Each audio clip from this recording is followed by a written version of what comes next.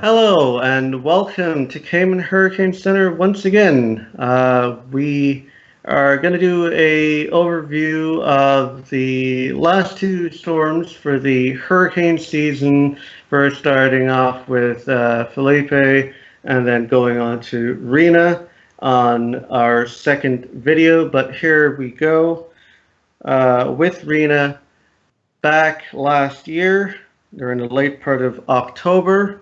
Around the 22nd, the National Hurricane Center had indicated about a broad area of low pressure in the southwestern Caribbean Sea, which over time, over the next week to a week and a half thereafter, then continued to move northwards and slowly start to organize, this being a part of a monsoonal gyre across the Western Caribbean and Eastern Pacific, where we had a low here and another one in the Eastern Pacific. And with this trough of low pressure, as the right one started to move further north, as we had a larger frontal system coming across the United States. The system rode further towards north, staying fairly offshore of Central America, unlike earlier in the month of October with Hurricane Nate, which had made landfall across Nicaragua and Honduras.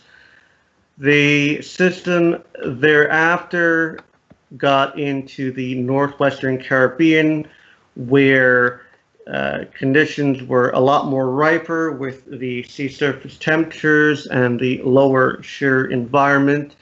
And thereafter, the National Hurricane Center had issued advisories on potential tropical cyclone 18, which then was later upgraded to Tropical Depression 18, then Tropical Storm Felipe.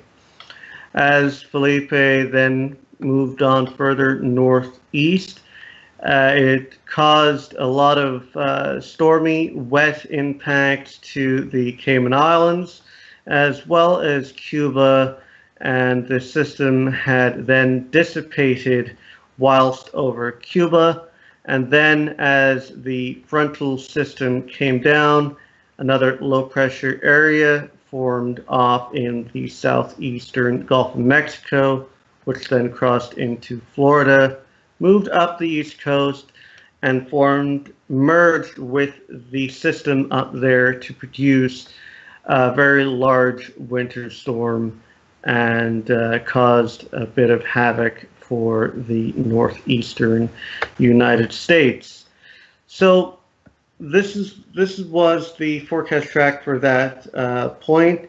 Now let's go ahead and take a look at this system during its real-time satellite view of this system. And as you would be able to see, this system was very heavily weighted on the right-hand side, where, or the east side of where the center of circulation is. And as you could see, produced a lot of heavy downpours, stormy conditions for the Cayman Islands and Cuba. And you can't really see too well, but in the low-level cloud fields, you could see the cold front coming up on the eastern side of Gulf of Mexico, and the energy from Felipe getting sucked into the new area of low pressure off of the Florida Keys and getting sucked into the frontal system.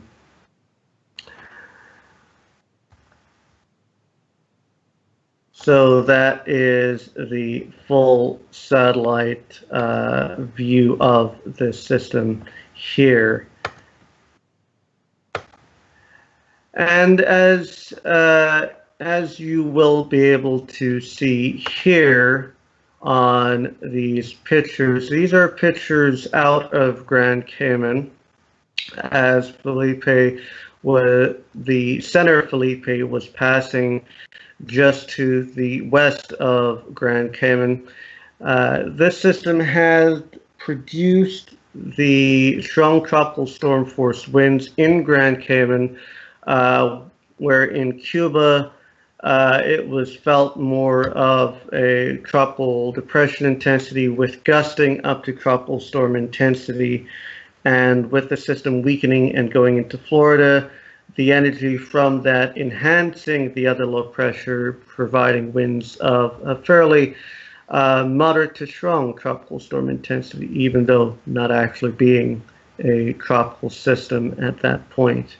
So this is the rough seas here. This is off of the Georgetown area, which is the southwestern side of Grand Cayman.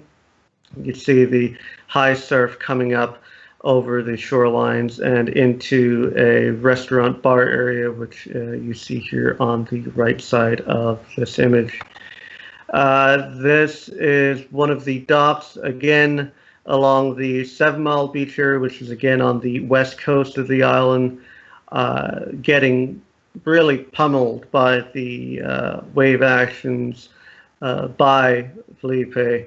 Another major issue with Philippe was the rainfall, which had produced quite a bit of rainfall across the island and causing quite a bit of flooding in some areas. This is another area in Georgetown, the Humane Society area that takes care of abandoned animals and so on. The area here being flooded out, and much of the areas in Georgetown along 7 Mile in West Bay had seen flooding such as this. Also, there was some points where there was fish swimming on the streets from the flooding. The rainfall issue had also caused quite a few power outages, but nothing too drastic. Definitely not as serious as our sister islands over in the Eastern Caribbean earlier in the year with Irma and Maria. So, and again, just wrapping this up with, again, the satellite view of Philippe as it formed, developed, and moved along in the Western Caribbean, and then transitioning, getting absorbed into that other system that later moved up the east coast of the United States. Besides the impact to the Cayman Islands, there was also, again, as mentioned, impacts to Cuba, even though the intensities were not as strong. There in Zapata Peninsula of Cuba is where the center of the middle of the storm had made landfall and then dissipated thereafter. Also, before that, there was rainfall issues along Nicaragua and Honduras. Anyway, this has been a quick wrap up on the tropical storm Philippe, which formed out in the Western Caribbean and stuck around, short-lived, late October storm, died October 29th. All right, thank you.